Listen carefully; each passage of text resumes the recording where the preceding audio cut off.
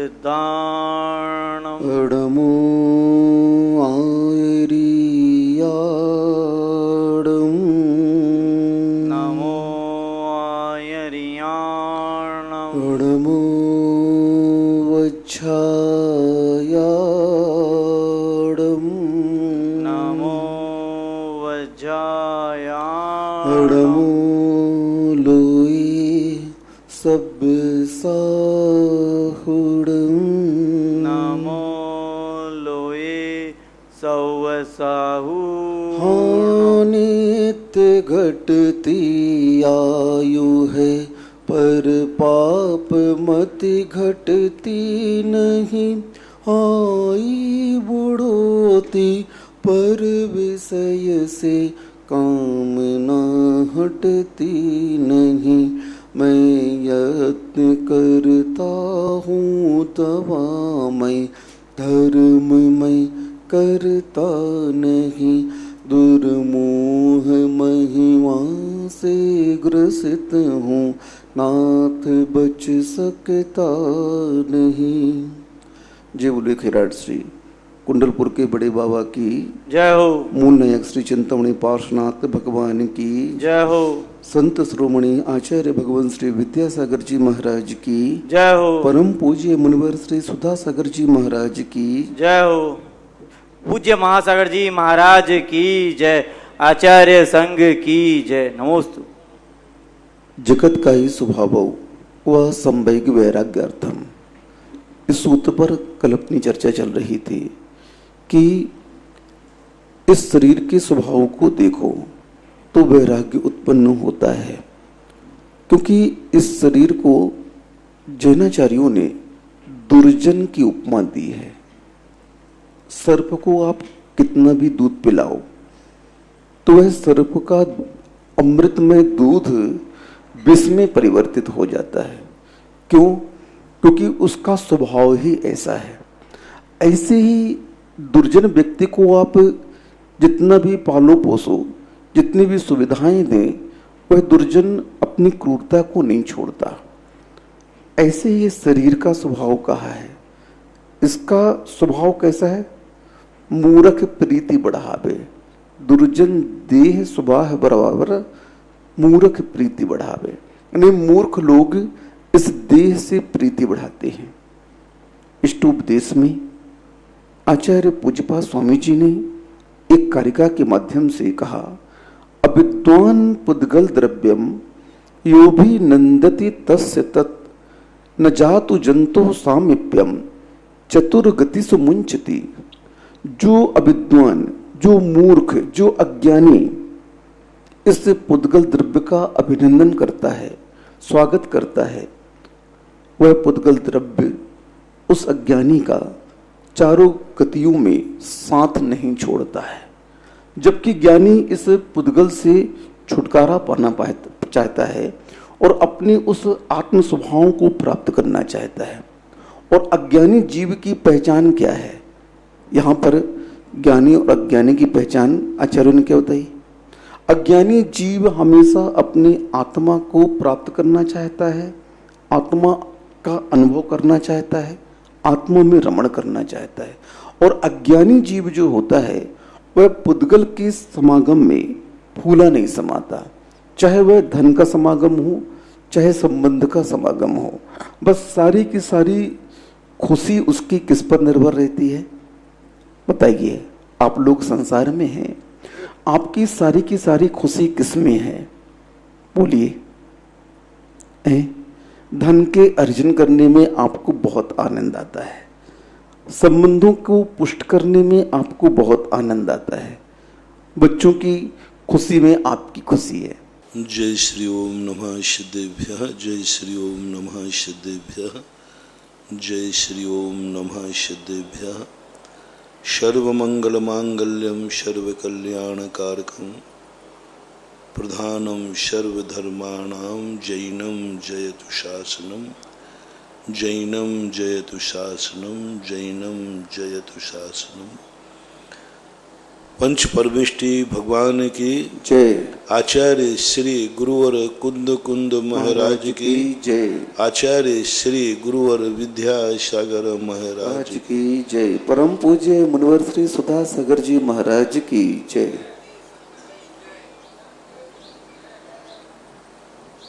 कल समझा था कि अपन को एक प्रयास करना है, होमवर्क दिया था,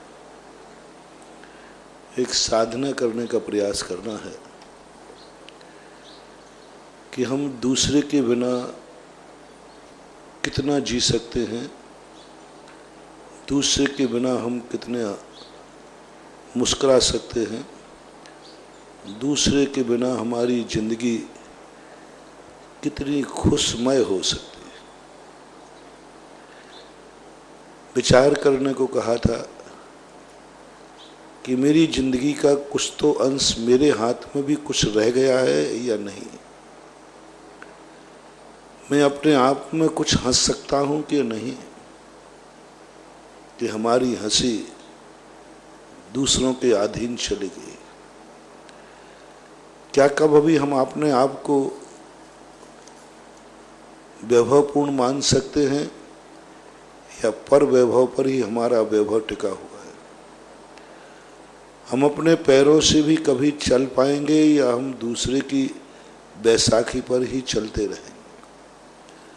हम स्वयं की कमाई खा पाएंगे या दूसरे की कमाई से ही अपनी जिंदगी चलाएंगे? हम अपनी खुद की इज्जत कुछ कमा पाएंगे या दूसरे की इज्जत पर ही नाम लिखवाते रहेंगे? ये विचार एक आसन्न भव्य के मन में आता है और वह यहीं से शुरू करता है कि मैं पर पदार्थों के बिना कितनी देर जी सकता हूं और कितनी अभाव इनके होते जाएंगे और मैं सुखी होता जाऊंगा। जितने जितना पर चतुष्टय हमसे दूर भागता जाएगा, पर चतुष्टय हमसे छूटता जाएगा, उतने उतने यदि हम खुश नजर आते जाएं, समझ लेना तुमने सही रास्ता पकड़ा है। कई लोग कहते हैं मैं कैसे समझूं इस दुनिया में कि मैं सही हूं,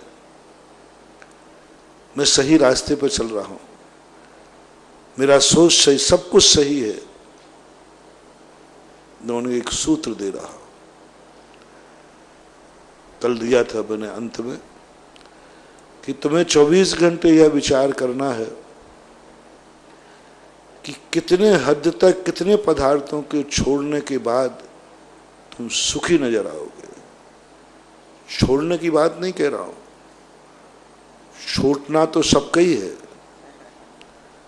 छूटना तो सबका ही है। छोड़ने के बाद खुशी, छूटने के बाद नहीं, छोड़ने के बाद। छूटने के बाद तो आप सभी लोगों को होशी, जिनवाणी प्रकृति ऐसा करती है, छूटाने के बाद तो, छोड़ने के बाद तो वो तुम्हें होश में नहीं रहती, बेहोश कर देती है, मार देती है, याद ही नहीं देने देती। जैसे तुम्हारा सब छूटता है तैसे ही प्रकृति तुम्हें मार देती है, तुम्हारी विस्मृत कर देती है, सब कुछ भुला देती है कि तुम्हारा कुछ नहीं था, प्रकृति ने कर दी। प्रकृति के नाम पर तो हम सब कुछ भूल जाते हैं। अंगला भावपन भूल गए कहाँ थे। हो सकता है अपना जन्म पड़ोसी में हुआ हो और हमें भूल गए, ज्ञान नहीं है, प्रकृति ने कर दिया, भुला दिया। ये तो ही संसार की नीति। अब अपनी नीति होना चाहिए, हमारा कोई छुड़ाएगा नहीं, छूटेगा। और छोड़ने के बाद हम भूलेंगे, पहले हम छोड़ेंगे, छोड़ने के बाद हम भूलेंगे, फिर उसकी याद नहीं करेंगे और उसके अभाव में भी हम सुखी होकर दिखाएंगे। बस कल जो बताया था, इसी का नाम जैन धर्म है, इसी का नाम सम्यक दर्शन है, इसी का नाम शुद्ध उपयोग, मुनि महाराज, दीक्षा, जो कुछ भी कह लो, सब भगवान, सब इसी के हैं। एक कंपटीशन करना है अपन को, ये साधना करना है प्रतिदिन की, हम कितने वस्तुओं के बिना जी सकते हैं। इस लॉकडाउन ने तुम्हें बहुत कुछ शिक्षा दी है। कल जो कहा था, कितनी छोटी सी जिंदगी में, कितनी छोटी सी वस्तुओं में तुम अपना गुजारा कर सकते हो। कितने छोटे से 2 जोड़ी कपड़े में तुम्हारे 50 दिन निकल गए, 2 जोड़ी साड़ियों में तुम्हारे 50 दिन निकल गए, बिना गाड़ी घोड़ा के तुम्हें 50 दिन निकल गए। कितने लोगों के सब्जी दूध के बिना 50 दिन निकल गए, कितने लोगों के प्रसाधन के बिना 50 दिन निकल गए। आप 50 दिन की समीक्षा करें कि तुम्हारी जिंदगी में अनर्थ कितना था, व्यर्थ कितना था, अपव्यय कितना था। तुम्हारी जिंदगी कितने छोटे में चल सकती है और तुम कितने बड़े में चलाने का प्रयास कर रहे थे, और यही तुम्हारी आकुलता का कारण था। बस यही महावीर ने सबसे पहले अपने फॉलोवर से कहा, तुम मेरे शिष्य बन सकते हो, तुम मेरे जैसे बन सकते हो, बस इतना तो निर्णय करो कि तुम पर के बिना कितनी देर खुश रह सकते हो, तुम्हारा आनंद और बढ़ता जाए। देखा ना तुमने साधुओं को, कल बताया भी था, जैसे जैसे पर पदार्थ छूटते जाते उनका आनंद, उनका खुश, उनकी शक्तियां बढ़ती जाती। बाहर एक छोड़ते छोड़ते यहां तक भी वो भोजन में भी छोड़ना शुरू कर देते, भोजन में छोड़ना शुरू कर देते।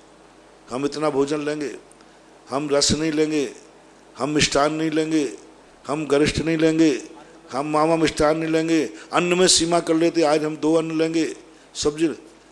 क्या आनंद आ रहा है इनको? दुनिया को तो खाने में आनंद आ रहा है, इनको छोड़ने में आनंद आ रहा है। दुनिया को देने खाने में आनंद आता है, जितना बढ़िया मिले मजा आ गया आज। और एक वो साधक हैं जिसने स्वच्छ चतुष्टय की तरफ मुख कर लिया, उनको छोड़ने में आनंद आता है, उनको बड़ा आनंद आता है त्याग करने में। इतनी शक्तियां उनकी जागती हैं और वे अन्न भोजन छोड़ते जाते। अंत में ऐसी स्थिति तक बन जाती है कि मौत के पहले वो पानी भी छोड़ देता है और आनंद में चला जाता है। दुनिया पानी के बिना तड़पती है, दुनिया भोजन के बिना तड़पती है, और सल्लेखना वाला कहता है मैं इनको जब ही मुझे शांति मिलेगी, बहुत दुखी रहता है। सम्यक दृष्टि की पहचान है, जब जब उसे पर का आलम्बन लेना पड़े तब तब उसे दुख होता है। तुम अपने सम्यक दर्शन को पहचानना, जब जब तुम्हारी जिंदगी पर के सहारे हो, पराधीन हो, तब तक उसके मन में एक टीस लगती, दुख लगता है कि मैं इतना कमजोर असमर्थ हूं कि मुझे पर का सहारा लेना पड़ रहा है, और वो दुख में छटपटाता है। यहां तक कि साधु जब बहुत वीतरागी हो जाता है तो उसे भोजन करने में भी दुख नजर आता है, और वो एक ही बात की साधना करता है, हे भगवान बस कुछ नहीं, इतनी शक्ति दे दे कि मैं भोजन और पानी त्याग करके मर सकूं और आनंद के साथ मरूंगा। मरने के पहले यदि उसका अन्न जल त्याग हो जाता है, साधु का महोत्सव हो गया। तुम्हारा महोत्सव कब होता है? जिसमें खाना पीना बहुत बनता हो। बोले आज यहां महोत्सव, बोले बहुत 200-250 आइटम बने, जितने ज्यादा बने। और महावीर के भक्त का महोत्सव कब होता है? जब सारे आइटम तो छोड़ो, पानी आइटम भी छोड़ देता है, तब कहता है अब मेरा महोत्सव है, अब मेरा महोत्सव है। साधु जिंदगी में कभी महोत्सव नहीं मनाता, कोई महोत्सव की चर्चा नहीं की, यहां तक कि भी दीक्षा का भी महोत्सव नहीं, जन्म का भी महोत्सव नहीं, कुछ नहीं।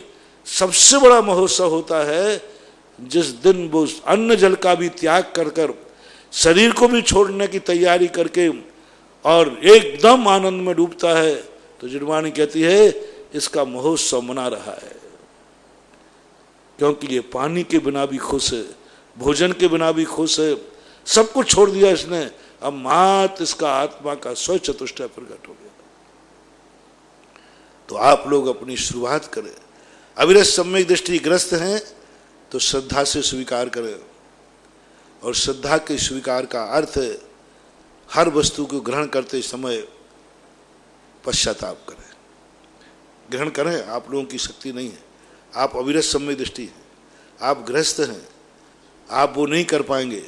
आपको मात्र फीलिंग करना है, हर चीज को, पर वस्तु को औषधि मान लेना है। आप ग्रस्त हैं, आप स्वस्थ नहीं हैं, आप बीमार नहीं हैं। मैं आपका सब कुछ छुड़ा करके मैं अपराधी नहीं बनूंगा, तुम्हारा सब कुछ छुड़ा करके दुर्गति में नहीं पहुंचाऊंगा। आप ग्रस्त हैं, आपको सब कुछ, क्योंकि ग्रस्त हमेशा बीमार रहता है। धार्मिक दृष्टि से ग्रस्त कभी स्वस्थ हो ही नहीं सकता, क्योंकि उसके सबसे ज्यादा दो चौकड़ियां अप्रत्याख्यान और प्रत्याख्यान अवर्णी कषाय मोहिनी कर्म थी। एक ऐसी कषाय है जो बीमार नियम से बना ही रहेगा, और बीमार की दवाई छुड़ाना अपराध है। बीमार को दवाई त्याग कराना हत्या का दोष है। बीमार आदमी से दवाई का मना कर देना बिल्कुल महान दोष है। स्वस्थ व्यक्ति, साधु स्वस्थ है, साधु संलेखना के समय स्वस्थ रहता है। उस समय उससे कहा जाता है सब छोड़ दे। साधु को इतना स्वस्थ मान लिया जाता है, साधु इतना शक्तिमान होता है, उससे कहा जाता है तुझे जरूरत क्या है पर का आलम्बन लेने की। तेरा पुण्य, तेरी शक्ति, तेरी अविभागी प्रतिषेध इतने हैं, तू महान पुण्यात्मा है। तुझे ये 4 लोगों के कुटुंब की क्या जरूरत पड़ी?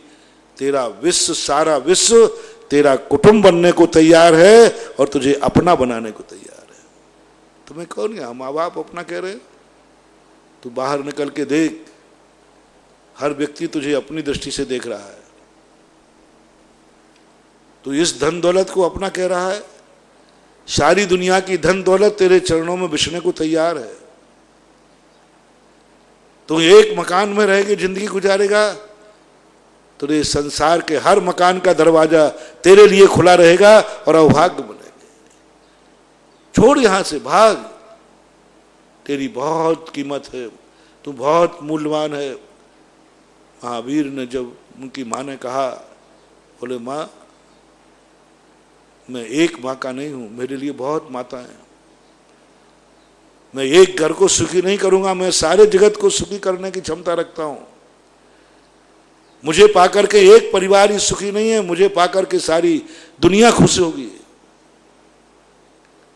हाँ, कुछ आत्माएं ऐसी है जिन्हें हर व्यक्ति चाहता है, हर व्यक्ति पाकर खुश होता है, हर व्यक्ति संबंध बनाना चाहता है, हर व्यक्ति अपना बनाना चाहता है।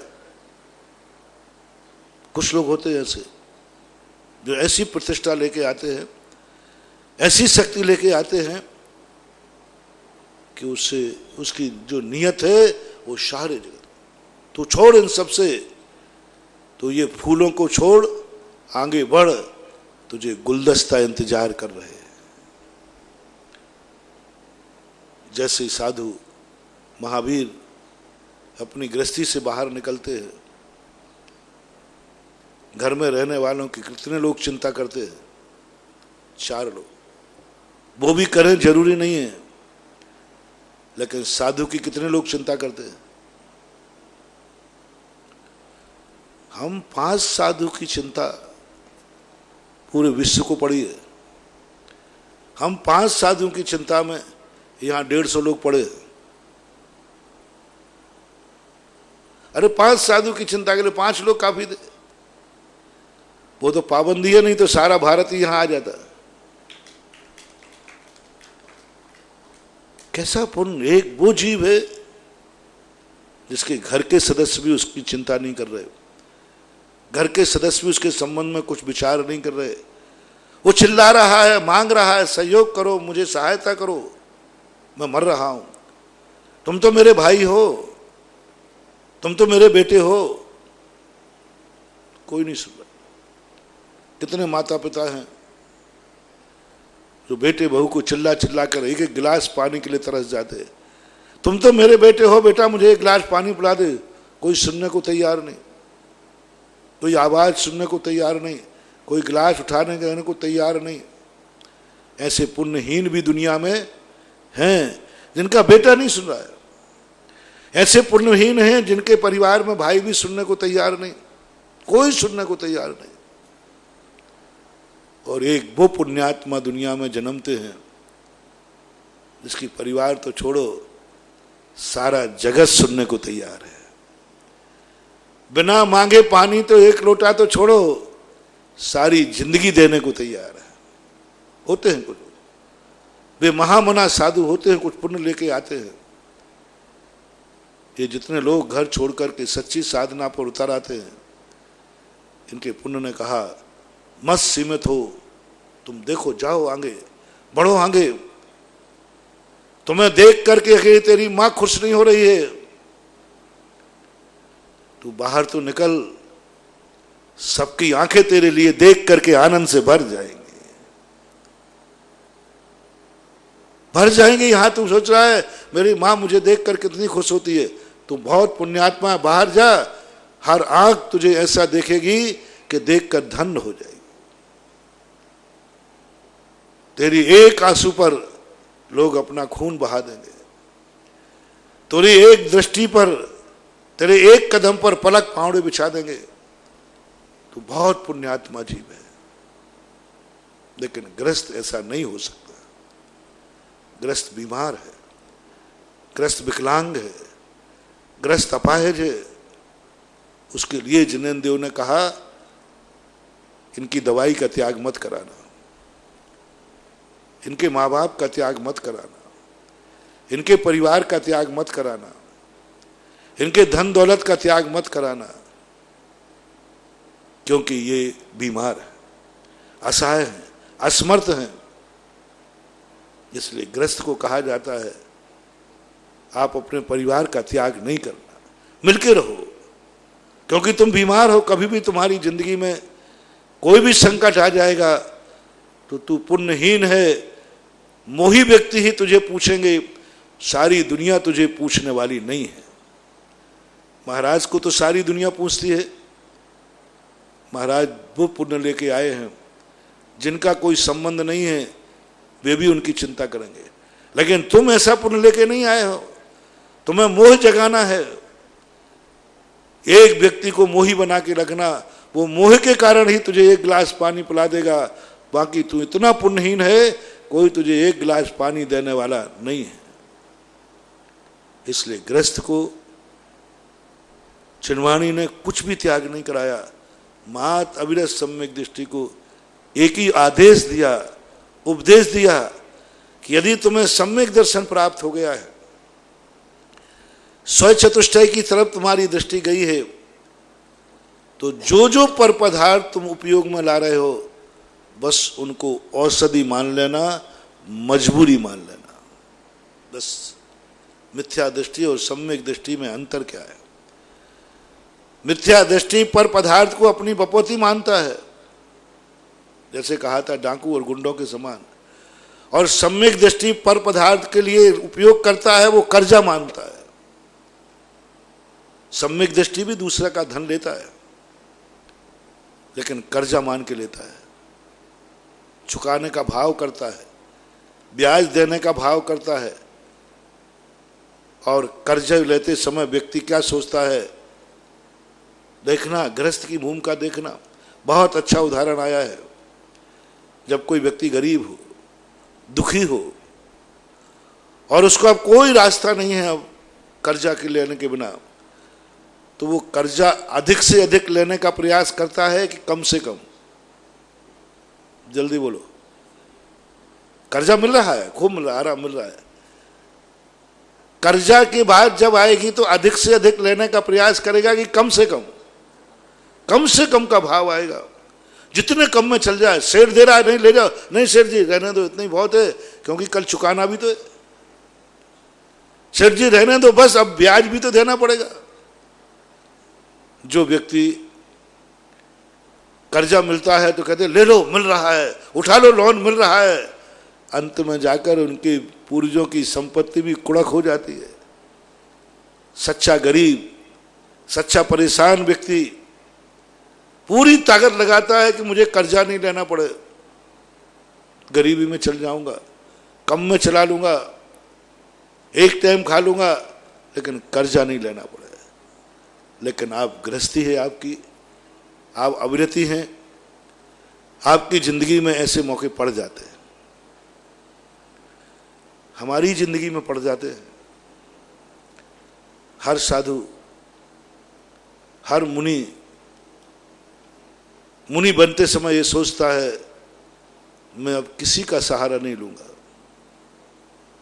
मैं किसी के सामने हाथ नहीं फैलाऊंगा, मैं अब अपने आप में मुनि बन गया। लेकिन बदकिस्मत, हर साधु दीक्षा के समय सब कुछ छोड़ देता है, सब कुछ, कुछ भी नहीं रखता, इतना उसका पावर है। बहुत कम मुनिराज होते हैं जिस पे कायम रह जाते हैं। कर्मों की चपेट, कर्मों की मार ऐसी पड़ती है कि 56 करोड़ की दीनारें भी गायब हो जाती है। मुनि महाराज एक अनंत शक्ति को प्राप्त करने चले थे अपनी पूरी ताकत लगा करके,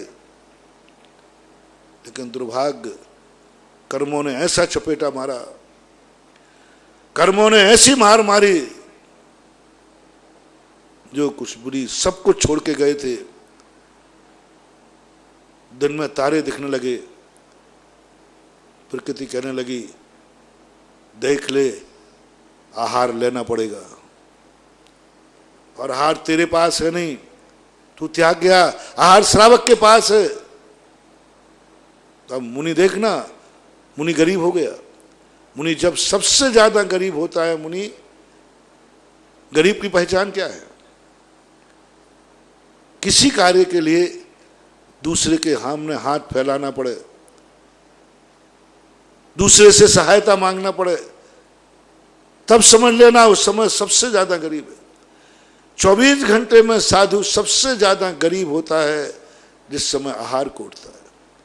सबसे ज्यादा अशुभ कर्म का उदय होता है जब आहार कोटता है। सबसे ज्यादा पाप कर्म का उदय होता है जब वो आहार कोटता है। सबसे ज्यादा दुखी होता है जब वो आहार कोटता है। सब कुछ उसका कहता मिट गया, क्या करूं मैं। जैसे एक इज्जतवान व्यक्ति, बहुत करोड़पति अरबपति हो, बाप दादों की संपत्ति हो, और एक दिन ऐसा आ जाए कि उसे खर्चा के लिए किसके सामने जाना पड़े? दूसरे सेठ के सामने नहीं, मुनीम के सामने सहायता मांगना पड़े। कल वो मालिक था, सेठ था, पूजनी था, बहुत बहुत बड़ा मालिक था। ऐसे कितने सेठों के दिन हो जाते हैं तो एक दिन वे मुनीम के यहां भी मुनीमी करते हैं। अब उस दुख का पार बताओ कितना है, और वेदना बताओ कितनी है। आज कल का सेठ आज मुनीम के यहां कर्जा लेने पहुंच गया, हाथ फैला रहा है, मुनीम के आश्रित हो गया। बस यही दशा, ठीक यही दशा मुनि की होती है। जिस समय दीक्षा लेता है त्रिलोक पूज्य, जगत पूज्य, पंच परमेष्ठी, तुम लोग सारे नमोस्तु करते हो, जय जय गुरुदेव, जय जय गुरुदेव, इतना बड़ा शक्तिशाली। और एक दिन दो दिन ही नहीं होते हैं और मुनि महाराज को ग्रस्त के दरवाजे खड़ा होना पड़ता है। उस समय की वेदना, अंतरंग चेतना हिल जाती है। आज मेरे वो दिन जो मुझे नमोस्तु करता है, जो मेरा श्रावक है, जो हमारे चरणों की धूल मानता है अपने आप को, आज मुझे उसी के दरवाजे खड़े होना पड़ रहा है। इससे बड़ा पाप कर्म का उदय मुनिराज का क्या आएगा। मौत आ जाती है, सल्लेखना रहना पड़ता है, साधु के पाप कर्म का उदय नहीं है। मृत्यु को तो वो महोत्सव मानता है। उपसर्ग परिचय आ जाता है, बड़े बड़े उपसर्ग 22 उपसर्ग आ जाते, परिचय आ जाते। 22 परिचय को वो पाप का उदय नहीं, क्योंकि उससे संवर और निर्जरा होती है। व्रत समिति गुप्ती परिसय जय चारे तो परिसय हैं, ये निर्जरा और संवर के कारण है। उसमें उसके पाप कर्म का उदय नहीं मानता, लेकिन आहार लेते समय सबसे ज्यादा पाप कर्म का उदय, सबसे ज्यादा दर्द फीलिंग होती है। अब क्या करें, जिंदा तो रहना है। तो जैसे एक गरीब जिसके पास करोड़ों की दीनारें थी, सब खत्म हो गई। अब वो सोचता है कौन कर्जा देने वाला है, सबके यहां नहीं जाता वो खोजता है किसके यहां कर्जा मिल जाएगा, मेरे इज्जत का कौन ध्यान रखेगा, मेरे सम्मान का कौन ध्यान रखेगा, मेरे लिए अपनी हंसी नहीं उड़ाए, अरे सेठ जी आ गए आज दरवाजे, कौन मुझे इज्जत के साथ कर्जा दे देगा, कौन दे देगा मुझे इज्जत के साथ। बड़ा आदमी, खोटा आदमी जिस किसी के यहां चला जाएगा, खोटा आदमी किसी का यहां कर्जा ले लेगा, क्योंकि उसे मालूम है अपन को देना ही नहीं है, वापस देने नहीं, और बेइज्जती क्या। लेकिन जो स्वाभिमानी होते हैं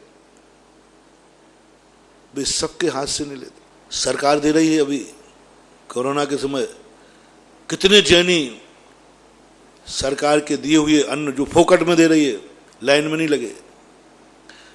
अजैन लोग बांटने पहुंच गए उनके दरवाजे, उन्होंने किट नहीं लिया, किट नहीं लिया। अभी ये मेरे सारे अनुभव हो रहे, कम से कम अभी हम इस स्टेज से 1000 जैनियों के लिए सहयोग दिला चुके। मैंने उनको सलाह दी, मैंने कि आपने गवर्नमेंट से तो नहीं लिया, गवर्नमेंट दे रही ना अनाज वगैरह, महाराज उस लाइन में लगूंगा मैंने कि बहुत संस्थाएं बांट रही हैं उनसे तो नहीं लिया, महाराज संस्थाओं से लूंगा मैं। और जिन लोग उनके दरवाजे गए, भूखे बैठे थे, घर में कुछ नहीं था, उन्होंने किट नहीं लिया, किट नहीं लिया, किवाड़ बंद कर लिए। अजैन थे, दे रहे थे, वो देने के लिए तैयार थे, लेकिन नहीं लिया। जैनी हर किसी से सहयोग नहीं लेता। पहली बात तो सबसे पहला प्रयास तो वही करता है, सबसे बड़ा जैनी, सबसे बड़ा साधु, सबसे बड़ा सम्यक दृष्टि, सबसे बड़ा सज्जन व्यक्ति वो है। साधु सबसे बड़ा वो है जो ये प्रयास करता है कि मुझे कुछ भी पर का सहारा नहीं लेना पड़े। मां साध यदि निच, अपने रत्नत्रय की साधना करने में लीन हो जाओ, कुछ नहीं पड़ी। ना आंखों से देखता है, ना कानों से सुनता है, ना अन्न जल ग्रहण करता है। ऐसे महामुनिराज बाहुबली जैसे हुए, बहुत सारे मुनिराज। लेकिन जब ये नहीं बनता है, जैसे आपके यहाँ सज्जनता, जो सज्जन पुरुष होते हैं वे पूरी गरीब को सहन करते, एक एक जायदाद बेचना शुरू कर देते, कर्जा नहीं लेते, बेच लेते। महिलाएं कहती कर्जा मत लो, मेरे आभूषण बेच दो। ओहो, यहां तक कि अपनी इज्जत के खातिर घर का मंगल सूत्र भी चुपचाप किसी, वो भी बेचेगा तो किसी इज्जत वाले के, किसी के नहीं बेच जाएगा। मंगल सूत्र भी बेच देता है, लेकिन कर्जा नहीं लेना। लेकिन जब वो भी बिक चुका है, वो भी बिक चुका, अब कुछ बचे ही नहीं, तब वो सोचता है किसके यहां से कर्जा लूं। पूरी ताकत लगा दी उसने अपने स्वचतुष्टय को भोगने की, उपचरित नय से, पर पदार्थों को उपचरित नय से, अपने आप में अनुपचरित नय से, कर्मों को उसने सोचा आज अच्छा दिन आ जाएगा, कल अच्छा दिन आ जाएगा। बहुत संतोष रखा उसने, बहुत दुख उठाया, कल अच्छा आ जाएगा, कल अच्छे दिन आएंगे, कल अच्छे दिन आएंगे। लेकिन अच्छा दिन आने का नाम ही नहीं ले रहा, नाम ही नहीं ले रहा। क्या करें, बुरे दिन पे बुरे दिन आए जा रहे हैं। और तब वो सोचता है किसके यहां से कर्जा लूं, कहां मेरी इज्जत बनी रहेगी, कहां वो मेरे लिए सम्मान दे देगा। कर्जा भी सम्मान से देगा, बेइज्जती करके ना देगा।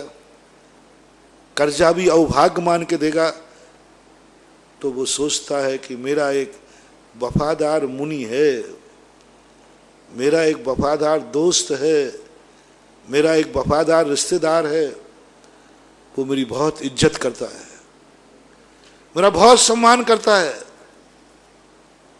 उसके दरवाजे में जाऊंगा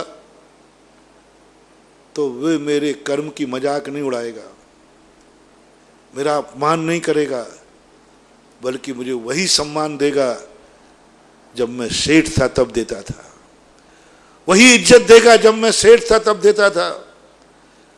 मुझे जुट करके वो खड़ा होगा और मुझे बैठाल के गद्दी पे बैठा लेगा, स्वयं नीचे बैठेगा, और जब उसे देने की बात आएगी तो वो अवभाग्य मान के देगा। हो सेठ जी क्या बात कर रहे, सब आपका ही है, आपके ऐसे दिन आ गए, नहीं आप चिंता मत करो, सब आपका है। राणा प्रताप कहते हैं भामाशाह से, राणा प्रताप को बहुत राजा अकबर भी सहायता देने को तैयार था, बड़े बड़े राजा तैयार थे सहायता देने को। कहते राजा साहब मेरे से ले लो, बाद में चुका देना, और हंसी उड़ाकर कहते थे एक बार तू कह दे कि मैं तुम्हारी शरण में आया हूं, मैं दास हूं, तेरे भंडारे भर दूंगा। अकबर ने कहा कि एक बार जाकर के राणा प्रताप ये कह दे मैं कि मैं असमर्थ हूं, थक गया, मुझे शरण दो, मैं सारा चित्तौड़ लौटा दूंगा। बस एक बार ये कह दे वो कि बस मैं आपकी शरण चाहता हूं, सारा चित्तौड़ लौटा दूंगा, सब कुछ लौटा दूंगा। राणा प्रताप कहते हैं मरूंगा। भामाशाह का क्यों स्वीकार कर लिया? क्योंकि भामाशाह ने सबसे पहले जाकर के, आहा क्या बड़ी दिशा है, बहुत अच्छा इंसान आने वाला है आपके सामने। राणा प्रताप जब इस बुरी दशा में थे, भीलों की बस्ती में मजदूरी कर रहे थे, घास की रोटी खा रहे थे, उस समय भामाशाह ने जाकर के, अकबर तो ये कह रहा था मेरी पैर की जूती बनो, पहले मेरी दास्ता स्वीकार करो, तिनका दबा करके मेरे सामने आओ। लेकिन भामाशाह जब पहुंचे तो सबसे पहले उस दशा में भी उन्हें राजा का सम्मान दिया। राजा साहब, राजा साहब। राणा कहते कहां का राजा साहब, हारा हुआ कंगाल साहब। ओहो, राणा ने सोचा इसकी दृष्टि में आज भी मैं राजा हूं, आज भी ये राजा का सम्मान दे रहा है, आज भी इसने पहले मुझे सलाम किया, और आज ये कर्जा देने नहीं आया है, ये भेंट देने आया है। राजा मैं कर्जा देने नहीं आया हूं। राजा को खाली हाथ नहीं नमस्कार किया जाता, राजा को खाली हाथ जमा नहीं किया जाता, राजा के पास खाली हाथ नहीं जाया जाता। तो मैं तो अपने राजा का दर्शन करने के लिए भेंट लेके आया हूं, कर्जा लेके थोड़ी आया हूं, भेंट लेके आया हूं, खाली हाथ थोड़ी जाया जाता। तब राणा प्रताप कहते हैं इसने मेरी हंसी नहीं उड़ाई, इसने मेरी इज्जत नहीं बिगाड़ी, मेरे कर्मों ने इज्जत बिगाड़ दी, मेरे भाइयों ने इज्जत बिगाड़ दी, हर व्यक्ति ने मेरी इज्जत बिगाड़ी, ये नहीं हूं। शर्मिंदा होता हुआ कम से कम फोकट का भेंट में मिल रहा है तो ऐसा नहीं कि लिए जाओ, सोचता है कितने कम में काम चल जाएगा, कितने कम में काम चल जाएगा, उतना लेता है। और साथ में ये कहता है भाई देखो मैं आज ले रहा हूं लेकिन ये मैं लौटाऊंगा, मैं कर्जा खा के नहीं मरूंगा, लौटाऊंगा, मैं एक एक पाई लौटाऊंगा, और तुम्हें लौटा करके ब्याज भी दूंगा, जो तुम दे रहे हो उससे कई गुना लौटाऊंगा। और लौटाया भी राणा ने बाद में। बस यही दशा, ठीक पूरी ताकत लगाता है साधु, पूरी ताकत लगाता है सम्यक दृष्टि, पूरी ताकत लगाता है स्वचतुष्टय वाला ज्ञानी, पूरी ताकत। मैं किसी का स्वीकार नहीं करूंगा, बहुत सारे देने वाले हैं, लेकिन नहीं, मैं अपने आप में पहले दिन दीक्षा के बाद उपवास करता है साधु, हर साधु उपवास करता है। मैंने सोचा दीक्षा के समय उपवास क्यों, कोई कारण नजर नहीं आया। एक ही कारण है, मैं ताकत लगाता हूं, मैं किसी की सहयोग लिए बिना, यहां तक कि अन्न जल के बिना मैं जी के दिखाऊंगा। कोई कारण नजर नहीं आया। दीक्षा का उपवास क्यों? मान लो केश लॉन्च वगैरह के उपवास तो समझ में आ गया तर्क में, अभी तक मुझे दीक्षा का उपवास समझ में नहीं आया। प्रायश्चित के उपवास समझ में आ गया, वो दंड है, लेकिन दीक्षा का उपवास क्यों? उस दिन तो खुशी का दिन है, खाने पीने का दिन है। उस दिन तुम्हारे खाने पीने का समय, आप लोगों के जब खुशी का दिन होता है तो उपवास करते हो, खाते पीते हो, और हम लोगों को क्या कह दिया कि उपवास करो। मैंने क्यों? हो जब मुझे पता चला साधु वो निरालंबी बन रहा है, सबको छोड़ने के बाद जिंदा रहना चाह रहा है, खुश रहना चाहता है, अंत में यह भी हिम्मत कर रहा है कि मैं अन्न जल के बिना भी जिंदा रहूंगा, मैं अन्न जल को भी ग्रहण नहीं करूंगा। लेकिन क्या भाग्य फूटे, क्या कर्म ने हीनता, एक दिन रह पाया, कोई तीर्थंकर 2 दिन रह पाए, आदिनाथ 6 महीने रह पाए। अंतोगत्वा उनके कर्म ने कहा नहीं चलेगा, सब कंगाल कर दिया। जो रत्नत्रय चतुष्टय प्राप्त था वो भी थर थर कांप गया। अब तुरंत भाव आया, बिना लिए बिना मर जाऊंगा, बिना लिए बिना आत्मघात हो जाएगा, बिना लिए बिना 10 प्राणों की हत्या हो जाएगी। यदि मैंने नहीं लिया तो आत्महत्यारा कहलाऊंगा, दुर्गति में पड़ूंगा। प्राणों का घात, अहिंसा महाव्रत खंडित हो जाएगा। नहीं नहीं, मैं ये तो नहीं करूंगा, आत्मघात तो नहीं करूंगा, अकाल में तो नहीं मरूंगा, 10 प्राणों को तो नहीं मारूंगा। सोचता हूं मेरे पास तो अब अन्न जल है नहीं, मैं तो त्याग चुका था, किसके यहां जाऊं, कौन देगा? साधु सोचता है, कौन ऐसा दुनिया में मेरा भक्त है, कौन श्रद्धालु है जो मैं इसके दरवाजे जाऊंगा तो मेरी हंसी नहीं उड़ाएगा। आ गए बाबा जी, बड़े छोड़ के गए थे दुनिया को, बड़े छोड़ के गए थे। आदिनाथ की कई लोगों ने मजाक उड़ाई, जब 6 महीने आदिनाथ पर घूमते रहे ना, तो कई लोग जो मन चले रहते थे बोले आ गए, बड़े हैकड़ी करके दीक्षा लेने गए थे, आ गए, अब महलों की याद आ गई, बड़े कैलाश पर्वत पे गए थे, अब याद आई तो आ गए। ऐसे ही ये हंसी उड़ाएगा, नहीं नहीं मैं मर जाऊंगा, हर किसी के सामने हाथ नहीं फैलाऊंगा। दुनिया के सामने दिगंबर जैन साधु क्यों नहीं हर व्यक्ति से हार ग्रहण कर लेता? अनेक कारण होंगे, आज जो कारण बता रहा हूं, क्योंकि किसी कार्य का एक कारण नहीं होता, अनेक कारण। उन अनेक कारणों में एक कारण बता रहा हूं, क्यों किसी से हार नहीं ग्रहण कर लेता? कौन जिसके सामने हाथ फैलाएगा, मैं गारंटी लेता हूं, भारतवर्ष एक ऐसा देश है, साधु किसी के सामने हाथ फैला दे, भिखारी को रोटी मिले या नहीं मिले, साधु को जरूर मिलेगी। बोलो क्या विश्वास है तुम्हें? भिखारी की नहीं कह रहा हूं, साधु यदि किसी के सामने हाथ फैला दे तो भिखारी भी अपनी रोटी में से रोटी दे देगा। साधु सामने आ जाता है। तुम्हारी सती सीता नहीं, जंगल में भी मर्यादा का उल्लंघन करके साधु को भूखा नहीं जाने दिया। साधु वो शक्ति है जो जिस दरवाजे के सामने खड़ी हो जाएगी, कभी वो दरवाजे से खाली हाथ नहीं आएगी। भारत देश से तो साधु सोचता तो है, किसी के सामने हाथ फैला दो वो रोटी दे देगा, लेकिन दिगंबर साधु कहता नहीं नहीं, किसी के दरवाजे हंसी उड़ाएगा। बड़ा महाराज है, बड़ा जैनियों का महाराज है, बड़ा संपत्तिशाली महाराज है, बड़ा साधु बना था, अपना सब छोड़ के हैकड़ी किया था, आ गया लेन पर 1 लोटा पानी के लिए, आ गया रोटी के लिए, हंसी उड़ाएगा, बेइज्जती करेगा, सम्मान करेगा, ले जा भिखारी को तुम देते समय हाथ जोड़ के देते हो कि पटक के देते हो?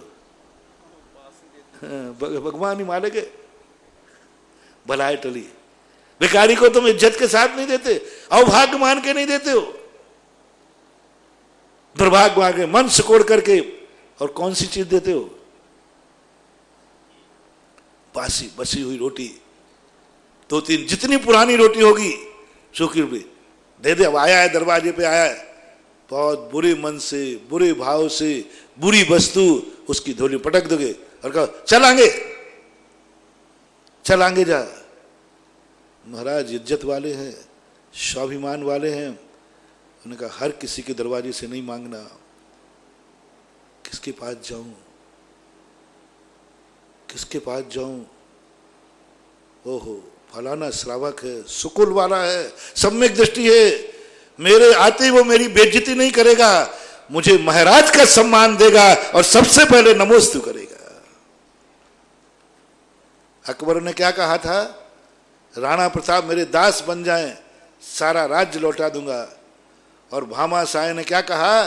दे भी रहा है और मालिक भी मान रहा है। राजा साहब को प्रणाम किया। ऐसे ही दिगंबर जैन श्रावक सबसे पहले किसके यहां से आहार ग्रहण करता है? जो साधु को आते देखकर उसकी मजाक ना उड़ाए, हंसी ना उड़ाए, आखिर महाराज को मेरे दरवाजे आना पड़ा, नहीं, दरवाजे आते ही वो अवभाग्य मान के सबसे पहले तो महाराज को नमोस्तु करे। पहला शब्द क्या निकलता है तुम्हारा पड़घान के समय? हे स्वामी। अरे स्वामी कहेगा? अभी तो कंगाल बन के आया है, अभी तो लेने आया है, अभी तो वो लेने आया है, खाली हाथ है, उसको चाहिए। ओह, जो दरवाजे लेने आए उसको भी भक्त स्वामी देख रहा है। जो लेने आता है वो तो कर्जदार होता है, भिखारी होता है, दुखी होता है, और जो लेने आया है उसको स्वामी मान रहा है। जो दरिद्र हो गया उसको भामाशाह राजा मान रहा है। बस जिनवानी कहती बेटा, जो तुझे इस दशा में स्वामी माने, जिस समय तुम इतने कंगाल हो गए हो, इतने शक्तिहीन हो गए हो, जिस दरवाजे सारी दुनिया हाथ फैलाती थी, आज उनके दरवाजे तुम्हें हाथ फैलाने की नौबत आ गई है, तो ध्यान रखना, उस दरवाजे हाथ फैलाना जो इस दशा में भी तुझे महाराज माने, नमोस्तु मान करे, और तुम्हारे आने पर वो दुर्भाग्य नहीं माने, अवभाग्य माने। कोई बासी रोटी बची हुई ना देखे, बल्कि ये देखे सबसे पहले जो मैंने अपने लिए बनाई है वो पहले महाराज को जाएगी। भिखारी को व्यक्ति भोजन बचा हुआ देता है और साधु को व्यक्ति पहले देता है, बचा हुआ खाता है। भिक्षु भिखारी में क्या अंतर है? भिखारी को देता है खा पी करके बचा हुआ, और भिक्षु को देने के बाद खाता है, पहले देता है। ऐसे यहां हर करना। तो जाके कहा नवदा भक्ति की क्या जरूरत थी? क्या जरूरत थी नवदा भक्ति की? श्रावक से उल्टा नमस्कार करा लिया। बल्कि महाराज को नमोस्तु करना चाहिए, उनको चाहिए। नहीं, जिनवानी कहती बेटा भूखे आ जाना। 7 महीने ऋषभदेव घूमते रहे। नवदा भक्ति भक्त के हाथ से लूंगा, इज्जत जिसके पास होगा तो लूंगा, नवदा भक्ति के साथ लूंगा, क्योंकि मैं मजबूरी में ले रहा हूं। और जब वो भक्त को देख लेते, ओहो महाराज जी, मैं आपको कर्जा में नहीं दे रहा हूं, मैं आपको भीख में भी नहीं दे रहा हूं, और आपको दे भी नहीं रहा हूं, मैं तो इस बहाने से अपना जीवन धन्य कर रहा हूं। मैंने कितने पुण्य किए कि मेरे दरवाजे गुरु खड़े हैं, मैंने कितना पुण्य किया कि मेरा अन्न गुरु ने ले लिया है। मैं आपका कर्जदार नहीं, आप मेरे कर्जदार नहीं हैं, आपने मेरा आहार लेकर मुझे कर्जदार बना दिया है, ध्यान रखना। ओहो, उस समय साधु की आत्मा ये दे रहा है, फिर भी कह रहा है मैं कर्जदार, मैं ले रहा हूं तो भी अपने आप को कर्जदार नहीं मान रहा हूं, और कह रहा कर्जदार, ये अवभाग्य, ये धन मान रहा है, धन इसका, सब कुछ इसका। दान वह कहलाता है, भीख वह कहलाती है। भीख वह कहलाती है जिसमें लेने वाला धन हो जाता है और दान वह कहलाता है जिसमें देने वाला धन हो जाता है। देने वाला धन हो जाए तो दान है, और लेने वाला धन हो जाए तो भीख है। बोलो, तुम्हारे साधु को तुम आहार देते हो, साधु धन होता है लेने वाला, या तुम धन होते हो? इसलिए दान है। एक बहुत अच्छी परिभाषा बना दी, एक कोटेशन बना दिया, जिस चीज को देने वाला धन होवे वह दान की कोटि में आता है, और जिसमें लेने वाला धन होवे वो भीख की कोटि में आता है। जड़वानी ने कहा, हे श्रवण, तो उस दरवाजे जाना जो देने वाला हो रहा हो, देने वाला उभाग मान रहा हो, देने वाला कह रहा हो, भगवान मैंने आपको कुछ नहीं दिया है, आपके आने से मेरे भंडार भर गए हैं, आपके आने से मेरी अक्षय निधि भर गई है, मेरे जन्म जन्म के पाप कट गए हैं आपके अनुग्रह से। आप ये नहीं, क्या भामाशाह ने राणा की स्तुति की, क्या राणा की स्तुति की।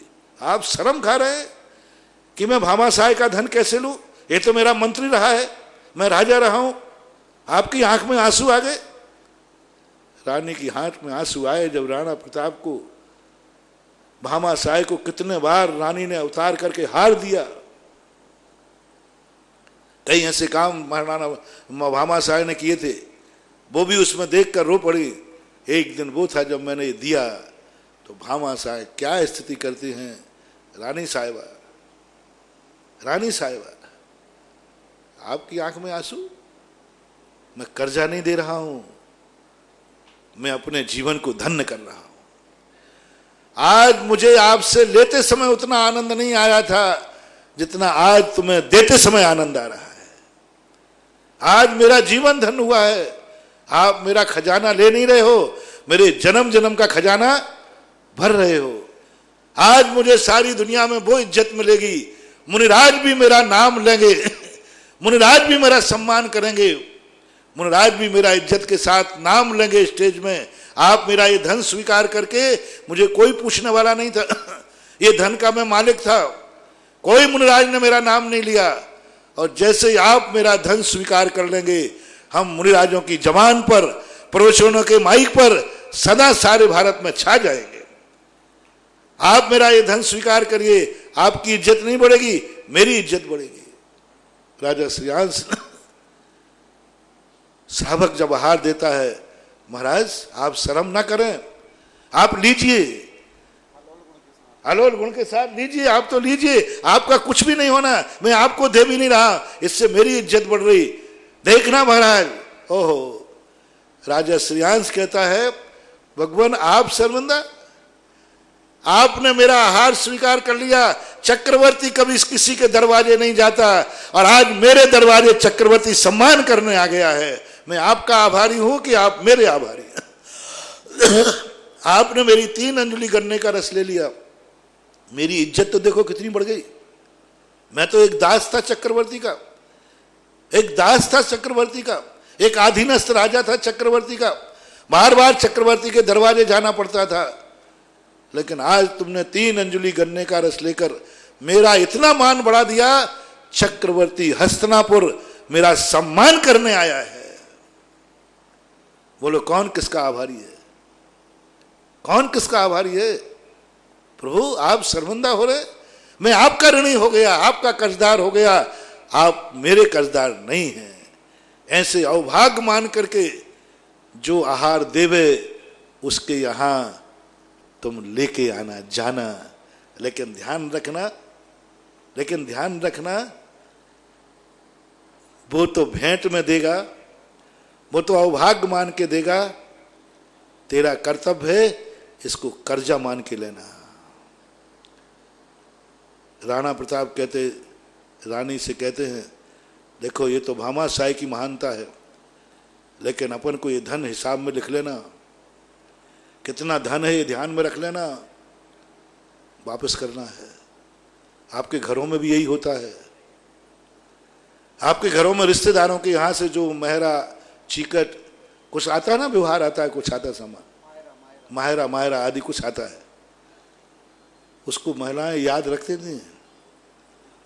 हाँ, ऐसे ही नहीं आया है, अरे वो तो भेंट में आया है, अवभाग्य नहीं। हमारा भारतीय व्यक्ति कहता है देने वाले ने भेंट में दिया है, लेकिन कर्जा मान के देना ये व्यवहार लौटाना है। हर भारत का व्यक्ति ये सोचता है कभी मैं व्यवहार खा के ना मरूं, और कहता है वहां तो मुझे जाना ही पड़ेगा क्योंकि मेरे ऊपर व्यवहार लगा हुआ। और घर की महिलाएं एक एक चीज देखती हैं और याद रखती हैं, कॉपी में नोट कर लेती कहां से क्या क्या आया है, क्या क्या आया है, और जब मौका पड़ता है उसको सवाया करके। मुनिराज से भी कहा, राणा प्रताप ने भी कहा, देख लो महारानी, याद रखना ये भामाशाह का कर्जा है।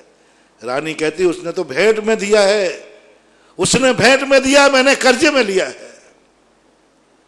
अब साधु की बात चल रही थी अपनी, सम्यक दृष्टि की बात चल रही थी अपनी।